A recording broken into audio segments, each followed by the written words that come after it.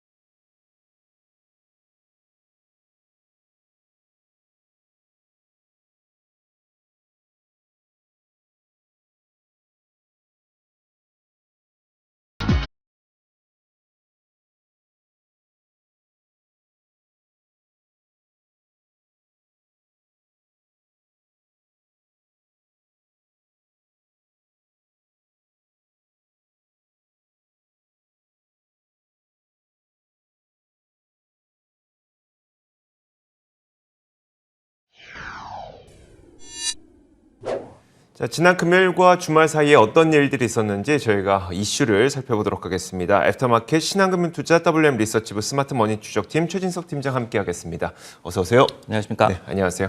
자, 첫 번째 키워드부터 한번 볼까요? 첫 번째 키워드 공개하겠습니다. 바로 집콕주는 언제 웃나입니다. 아무래도 개인 투자자분들의 그 포트폴리오에서 많은 비중을 차지하고 있는 종목들이 대거 포집이 되어 있을 것 같은데, 자, 어떤 이슈로 한번 준비해 볼까요? 네, 이제 지난주 금요일에 미국 증시가 또 한 번 굉장히 극심한 좀 변동성에 시달렸는데요. 네. 그 중에서도 이제 기술주 위주의 나스닥이 2% 가깝게 급락을 하면서 국내에서도 이제 뭐 킹스닥이 어디 갔냐, 좀 위기다, 뭐 이런 얘기가 좀 많이 나오고 있습니다. 이런 가운데 이제 CNBC에서 지난주에 최악의 성적을 기록한 이 기술주들의 흐름을 봤을 때 미국에서 더 이상 락다운 조치가 없을 것임을 시사하고 있다라고 해석이 나왔고요. 네. 그리고 이제 오미크론이 원래 발생을 했을 때는 집콕주가 다시 한번 좀 주목을 받을 것으로 좀 생각이 되기도 했었습니다. 하지만 이제 오히려 반대 흐름이 지금 나타나고 있죠. 투자자들이 오미크론이 어찌됐든 간에 어떤 음식 배달이라든지 아니면은 스트리밍 서비스 업계에 호재가 될 수는 없다라는 점을 알고 반대에 좀 베팅하고 있다라고 CNBC에서는 해석을 했습니다.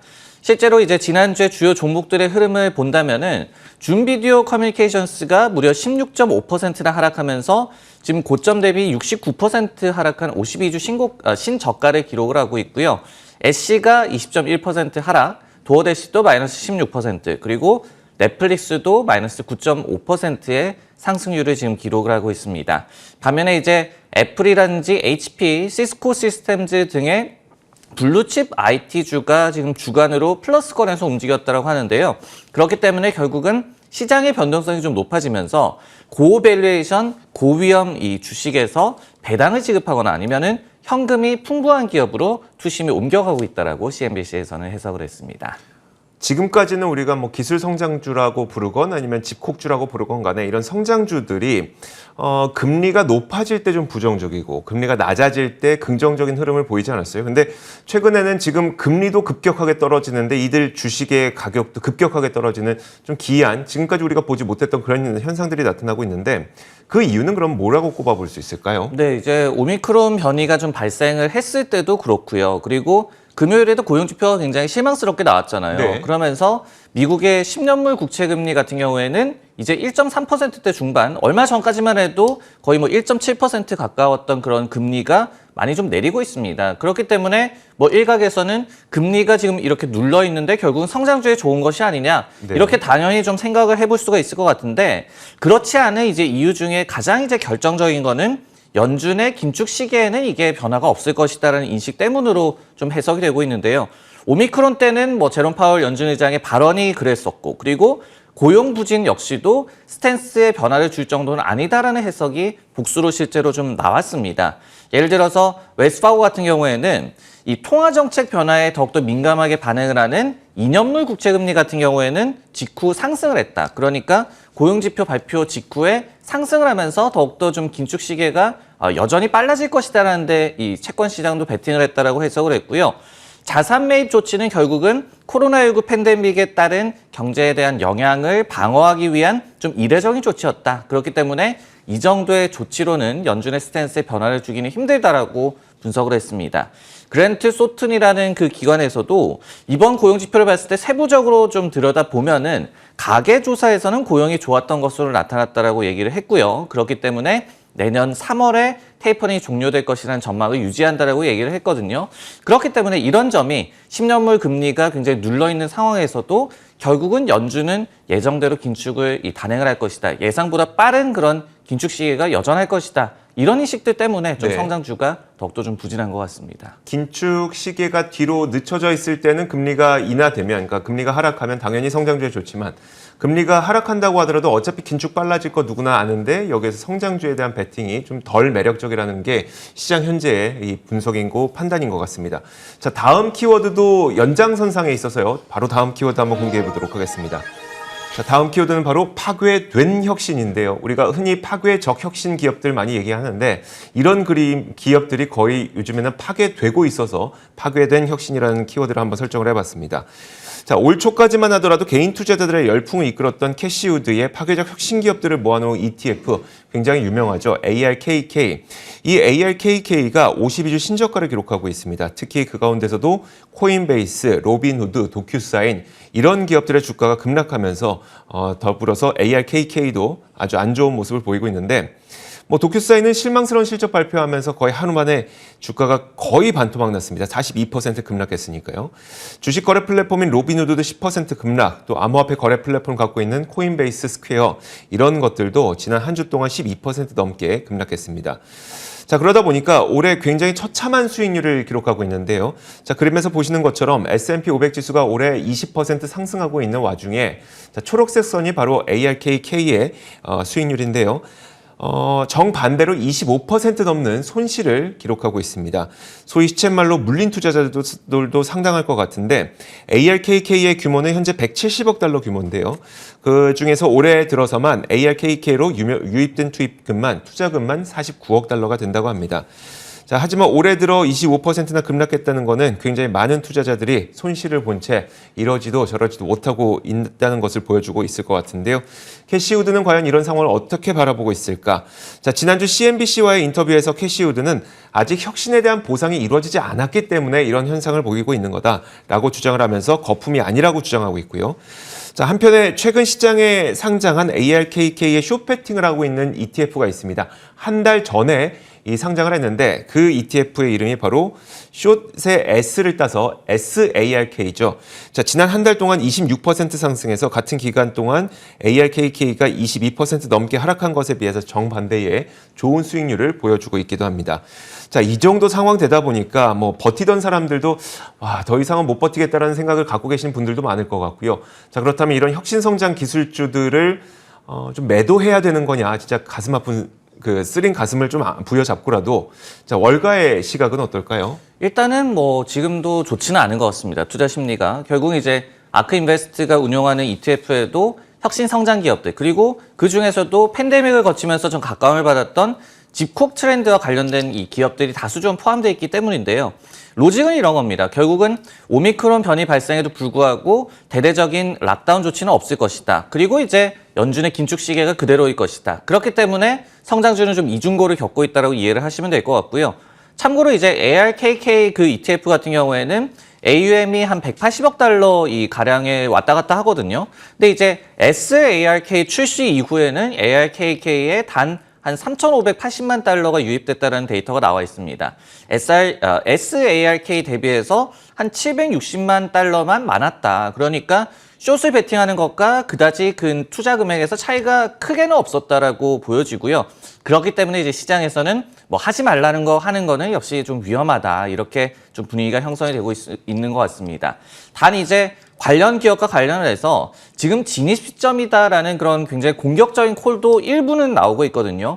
지난주 금요일에도 펠로톤 같은 경우에 장 시작 전에는 이 주가 움직임이 굉장히 좋았어요. 왜냐하면은 이 도이체방크에서 매수 커버리지를 게시를 했거든요. 그러면서 물론 이제 주가가 더 떨어질 수는 있다. 하지만은 우리가 감정을 좀 배제를 하고 완전히 정상화된 그런 환경에서의 이 기업의 펀더멘털을 분석했을 시에는 랠리를 보일 그런 시나리오가 더 많다라고 얘기를 하면서 매력적인 진입점이 형성됐다. 그러면서 목표 주가 76달러를 제시를 했거든요. 이렇게 뭐 극히 일부는 굉장히 지금이 좀 찬스다라고 외치는 기관도 있다는 점도 기억을 하는 게 좋을 것 같습니다. 네, 알겠습니다. 자, 이렇게 두 가지 키워드 살펴봤습니다. 이어서 세 번째 키워드 공개하겠습니다. 세 번째 키워드는 바로 이겁니다.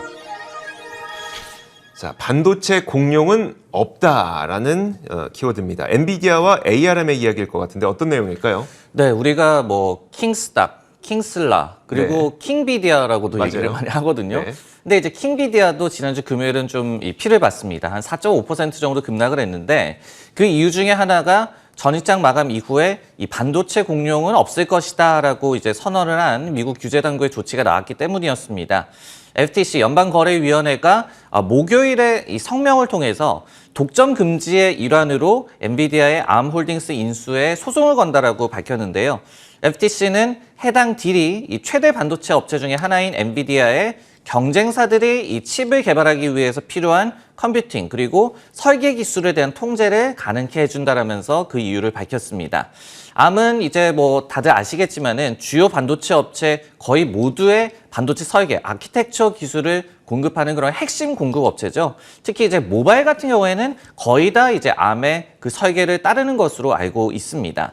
양사 합병은 지난해 이제 발표가 됐었죠. 근데 그 이후에 수많은 규제 당국에서의 제지 노력이 나왔던 바가 있었습니다. 하지만 이제 CNBC에서는 이번에 미국 FTC 측의 조치가 제일 결정적일 수가 있을 것이다라고 해석을 하고 있습니다. 그렇다면 엔비디아가 ARM을 인수하기에 정말 어려워지고 있다는 월가의 분석이 나오고 있는지도 궁금하고요. 그 다음으로 더 궁금한 거는 그럼 진짜 엔비디아가 ARM을 인수하지 못할 때 엔비디아에게는 굉장히 치명적으로 부정적인 건가? 이것도 궁금하거든요. 네, 사실은 이제 목요일 장 마감 이후에 이 같은 성명이 나왔거든요. 네. 근데 그 직후에 시간의 반응은 미미했습니다. 네. 그렇기 때문에 금요일에 이 엔비디아 주가도 급락한 것이 꼭 이것 때문이라고 보기에는 좀 어려울 것 같고요. 장 전체의 분위기와도 좀 결부가 된다. 이런 점도 좀 더 지켜볼 필요가 있다는 말씀을 먼저 드리겠고요. 하지만 일단은 월가의 분위기를 보면은 이번에 FTC의 발표 이후에 실제 딜의 완료 가능성은 낮아졌다라고 좀 인정을 하고 있는 것 같습니다. 예를 들어서 시티그룹 같은 경우에는 그 딜의 이제 성사 가능성이 기존의 30%에서 5%로 추락했다라고 얘기를 했거든요. 그리고 이제 엔비디아가 암 인수를 완료하기 위해서는 암의 어떤 R&D 엔진이라든지 아니면은 기존의 사업 계약들, 그러니까 암이 원래 이제 이 공급을 하기로 했던 설계 도면과 관련한 계약들 이런 거를 건드리지 않겠다라는 그런 조건이 필요할 것이다라고 분석을 했습니다. 그리고 이제 가트너 역시도 가능성이 극히 낮아졌다. highly unlikely라는 그런 표현을 썼거든요. 그리고 이제 합병 실패 시에는 소프트뱅크가 암을 오히려 상장시킬 것이다라고 분석을 내놓기도 했습니다. 그렇다면은 과연 엔비디아가 암 인수에 실패했을 때는 치명적일 것인가? 우리가 그 예상 효과를 한번 복기를 해본다면 힌트를 좀 얻을 수 있을 것 같은데요. 네. 한 3가지 효과가 기대가 됐었습니다. 첫 번째는 특히 이제 AI 등의 이미 암 설계를 활용하고 있는 분야에서의 역량을 엔비디아가 더욱더 강화를 할 수가 있을 것이다. 두 번째는 이제 엔비디아가 다른 기업들한테 로열티를 판매를 하는 그런 라이센싱자로서의 그런 변모를 할 수가 있을 것이다. 세 번째로 암이 어떤 모바일 칩 좀 기반이기 때문에 엔비디아가 조금은 지금 부족한 모바일 쪽으로의 역량을 더 강화할 수 있을 것이다. 이런 효과가 있었는데 이런 것들이 조금 퇴색이 될 수가 있을 것이다라고 얘기를 하고 있고요. 하지만은 뱅크 오브 아메리카 같은 경우에는 앞서서 불필요한 딜이다. 왜냐하면은 라이센싱 수입이 엔비디아가 현재로도 충분하고 그리고 이 같은 암을 인수함으로 인해서 얻을 수 있는 효과가 지금 엔비디아의 핵심 사업과는 그다지 관련이 없다라고 또 분석을 내비친 데가 있었거든요. 그렇기 때문에 어떻게 본다면은 뭐 되면은 플러스 알파지만은 꼭 안 된다고 해서 엔비디아 쪽에 치명적이니까 이 부분은 뭐 조금 더 지켜봐야 될 것 같고 그리고 그 과정을 뭐 스무스하게만 마무리를 한다라고 한다면은 인수 실패를 하더라도 또 기관들에서도 그다지 또 부정적으로 보지 않을 가능성도 우리가 생각을 해봐야 될 것 같습니다. 알겠습니다. 자, 이렇게 세 번째 키워드까지 봤습니다. 이어서 네 번째 키워드 공개하겠습니다. 네 번째 키워드는 바로 이겁니다. 자, 태어나지 말았어야. 우리가 사람에게 욕할 때 이것만큼 나쁜 욕은 없죠. 너무 무서운데요. 그러니까요. 너는 태어나지 말았어야 됐어라고 하는 욕만큼 정말 충격적인 욕은 없을 텐데 찰리 멍거 버크셔 해서웨이 부회장이 암호화폐에 대해서 태어나지 말았어야 하는 통화다라는 좀 비난 섞인 발언을 했습니다. 자, 지난 금요일과 주말 사이에 비트코인 가격이 굉장히 크게 떨어졌죠. 한때 4만 3천 달러가 무너지기도 했습니다. 물론 지금은 많이 회복했습니다만 자, 암호화폐 가격이 무너지기 전에 버크셔 해서웨이 찰리 멍거 부회장은 암호화폐는 태어나지 말았어야 하는 거라고 비난을 했고요. 자, 그러면서 암호화폐를 금지했던 중국의 결정이 옳은 결정이다. 이런 식의 발언을 하기도 했습니다. 찰리 멍거 부회장이 암호화폐 시장에서 뭐 막강한 영향력을 행사했던 그런 인물은 아닙니다. 그렇기 때문에 멍거 부회장의 발언으로 암호화폐가 하락했다고 보기는 어렵고요. 자, 금리 인상 속도가 빨라질 것으로 예상되는 가운데 뭐 적자를 기록하고 있는 혁신 성장 기업들의 매력이 떨어지고 있죠. 암호화폐도 매력이 떨어지고 있는 상태인 것 같습니다. 멍거는 비트코인에 대해서 지속적으로 부정적으로 본 인물이기 때문에 지난 금요일에 있었던 발언이 아주 뭐 특별할 것은 없을 것 같습니다. 왜냐하면 지난 5월에 버크셔 해서웨이 주주총회에서 당연히 나는 비트코인의 성공이 싫다 이렇게 공개적으로 말하기도 했었고요. 그 이유는 사기꾼들과 납치범 등 이 범죄자들을 이용하기에 굉장히 유용한 통화이니까 나는 환영할 수 없다. 이런 의견을 내비치기도 했었거든요. 물론 멍거 부회장 단 한 사람의 의견일 수도 있겠지만 워낙 주말 사이 변동성이 크다 보니까 투자자들은 또 불안할 수밖에 없고 이런 발언이 주목을 받을 수밖에 없는데 물론 여전히 장기적으로 긍정적이라고 표현하는 그런 주장하는 쪽도 있습니다. 페어리드 스트래터지에서는 조정에도 불구하고 장기적 모멘텀은 여전히 우상향하고 있다면서 두려운 감정에 휩쓸려서 매도하는 것은 좋은 생각이 아니라고 얘기를 했습니다. 최근 가격의 상하단을 보면서 48,000달러는 오히려 매력적인 구간이라고 주장하기도 하고 있고요. 자, 이렇다 보니까 굉장히 극단적으로 엇갈리고 있는 모습을 나타나고 있는데, 자, 암호화폐에 대해서 월가의 전체적인 분위기는 좀 어떨지 정리해 주시면 어떨까요? 현지 시각으로 금요일에서 토요일에 한 $10,000 정도 하락을 했죠. 비트코인 네. 가격이 한 17% 정도 급락을 했는데, 그러면서 이제 전 고점 한 뭐 $69,000 정도를 기억을 하고 있는데, 여기에 이제 대비를 해서는 약간 30% 정도 지금 하락한 그런 상태입니다. 다만 이제 단기 변동성이 너무나도 좀 심하게 나타나다 보니까 이게 어떤 뭐 파생 시장 아니면 파생 상품과 관련한 단기 움직임의 가능성도 해석이 되고 있습니다. 그렇기 때문에 뭐 블록웨어 솔루션 같은 기관에서는 새해에 또 한 번의 또 강세장을 이루기 위한 셋업일 수도 있다. 그렇게 생각을 하고 있고, 그리고 펀드들이 새해에는 또 리스크를 확대하면서 이런 암호화폐 관련 자산들을 익스포저를 늘릴 수도 있다라고 얘기를 했고요. 그렇기 때문에 또 올해가 그랬기 때문에 그렇게 또 예상을 한다라고 얘기를 하기도 했습니다. 그리고 이제 대표적인 암호화폐 낙관론자죠. 톰 리 같은 경우에도 앞서서 everything rally, 그러니까 모든 자산이 상승하는 그런 이 장세가 여전히 유효하다라고 얘기를 했고요.